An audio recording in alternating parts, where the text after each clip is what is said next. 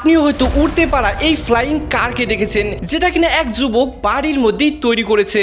আসলে চায়নার রাস্তাঘাটে ট্রাফিকের জন্য ঘন্টার পর ঘন্টা যদি থেমে থাকতে না হয়, তার জন্য তারা ফ্লাইং কার বানিয়েছে। এখন চায়নার এই টেকনোলজি দেখে উত্তরাখণ্ডের রবি গ্রামের মধ্যে থেকেই তিনি একটি উড়ন্ত মেশিন তৈরি করেছে। না ডিজেল না পেট্রোল, এটি ব্যাটারিতে চলে। রবি এটিকে কার্বন ফাইবার দিয়ে তৈরি করেছেন, যার ফলে এর মোট ওজন 110 কেজি। এই ফ্লাইং কারের সেফটিরও খেয়াল রাখা হয়েছে। ধরুন আকাশের মধ্যে যদি এটি বন্ধ হয়ে যায়, তাহলে সেফটি প্যারাশুট খুলে আপনাকে বাঁচিয়ে নেবে। কয়েকদিন আগে এটা টেস্টিং হয়েছিল, যেখানে টেক অফ এবং ল্যান্ডিং সফলভাবে হয়েছে। তার মানে ভারতেও ভবিষ্যতে দেখা যেতে পারে আপনার কাছে যদি টাকা থাকে, তাহলে মন্ডা চাইলেও তাও শ্বশুর বাড়ি উড়ে যেতে পারবেন। কিন্তু তোর তো বউই নাই।